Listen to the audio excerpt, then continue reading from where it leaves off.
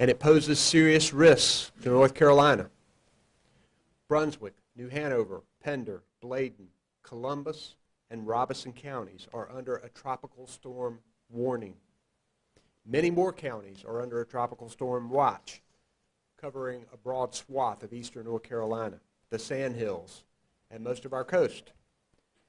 Tropical storm force winds will begin arriving in our state overnight. Parts of our state still reeling from Florence could see sustained tropical force winds from Michael. Winds will be strong enough to bring down trees weakened by Florence, especially with saturated ground. Winds will be strong enough to rip tarps from roofs on homes damaged by Florence. Coastal areas can also expect storm surge and coastal flooding. Beaches already weakened by Florence's towering surge may be especially vulnerable.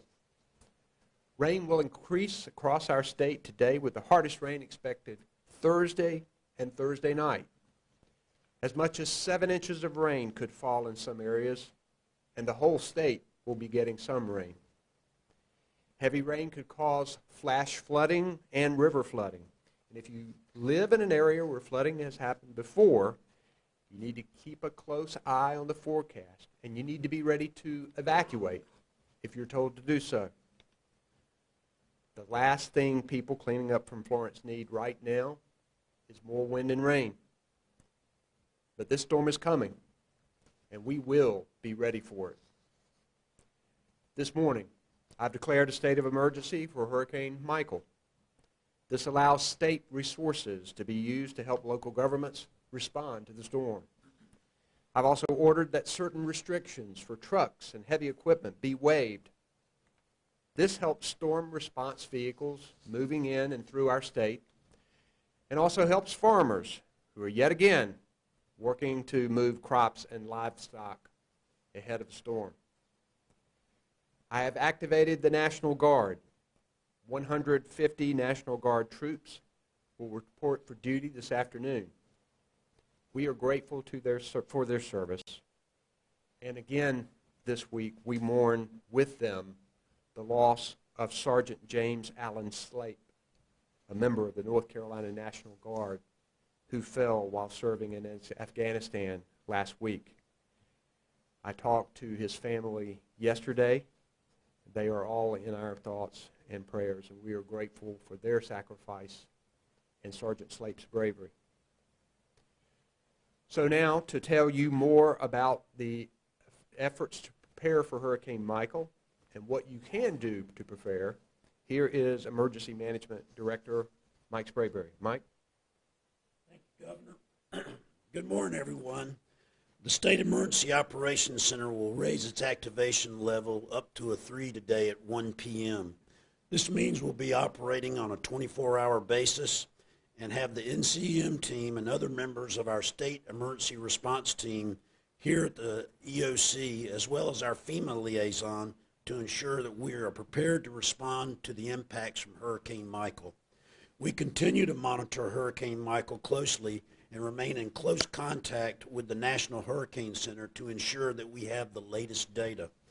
State emergency assets have been called and alerted and are prepared to deploy as needed.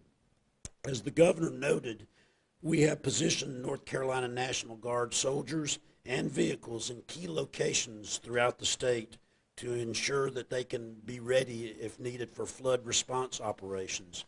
Our logistic warehouses have been activated in the event that commodities are required.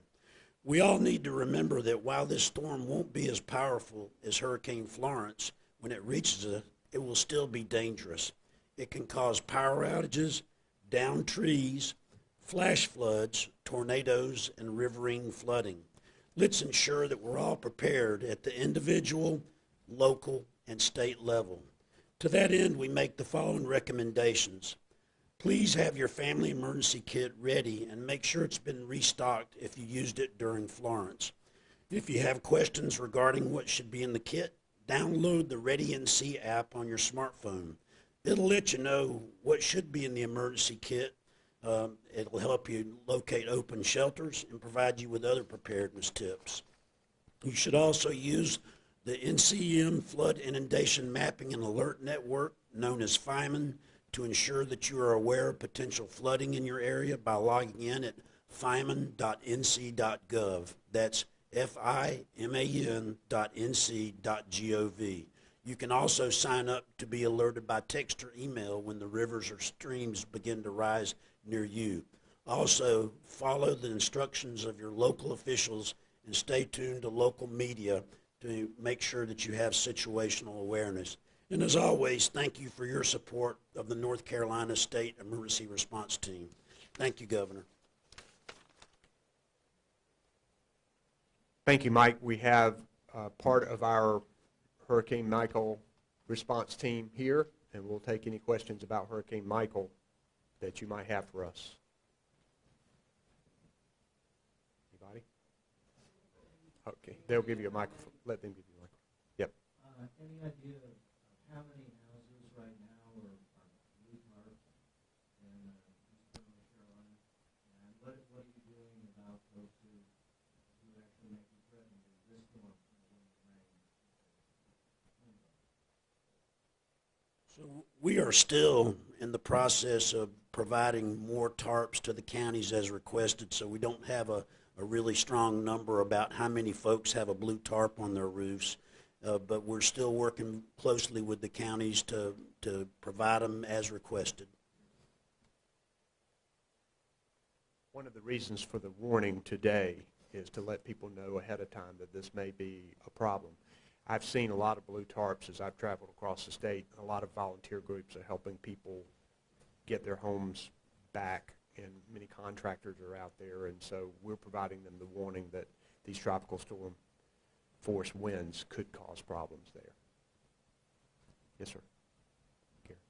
Two quick things. The state of emergency for the entire state? Yes, it is. And then, I don't know if this is for you or Mike, regarding shelters. Do you envision or have a contingency plan to reopen shelters? Do you think it's going to be that level of rain or wind or damage that could warrant that? We're prepared to open more shelters as necessary. There's still 11 shelters in operation from Hurricane Florence. I'm not going to say whether or not we anticipate opening more. It just depends on how the storm acts as it moves through the state.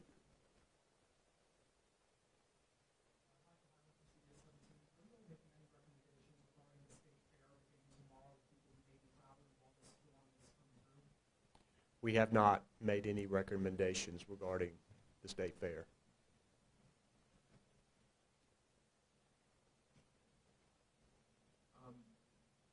Given that probably some of the same people are involved in the initial responses are involved in the recovery, is this delaying anything with Florence, whether it be moving people out of shelters, any of the number crunching that has to happen to get the money flowing? What sort of setback is this for Florence recovery? Well, we know that people who are trying to fix things on the ground and trying to find people places to live, that this storm complicates things.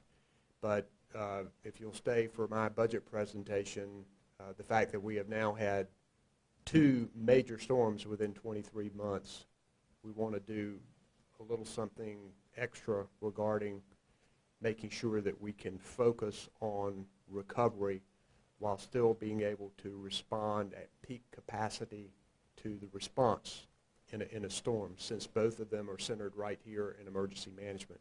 And I'm going to talk a little bit about that in my budget proposal.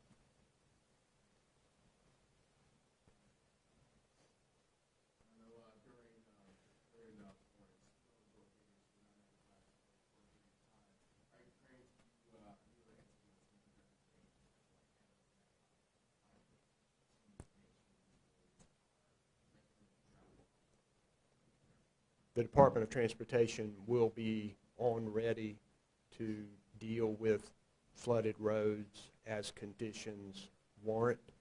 They're still making some repairs on roads. We had 2,500 roads that were closed in Florence. They've done a remarkable job getting many of them back up and running, but they will be prepared in the event that we have any road closures from Michael. We'll just have to wait and see how severe the storm is. One thing that's much more positive about Michael than Florence is that it's scheduled to move through the state at a much more rapid pace, leaving less rain. The potential rainfall totals have crept up a little bit overnight, but still the storm is anticipated to be gone from North Carolina by Friday. And we think that that will be a positive when we're talking about overall rain totals that could affect flooded roads.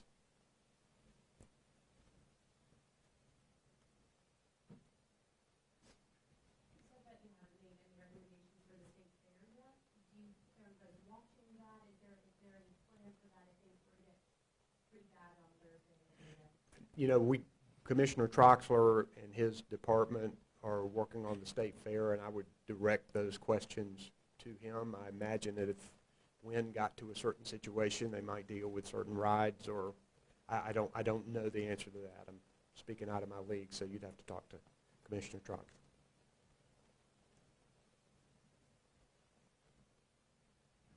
Okay, thank you very much, and I appreciate Lee Williamson providing American Sign Language, and I appreciate the tremendous work that this team has done during Hurricane Florence and now as they get ready for Hurricane Matthew. So thank you guys.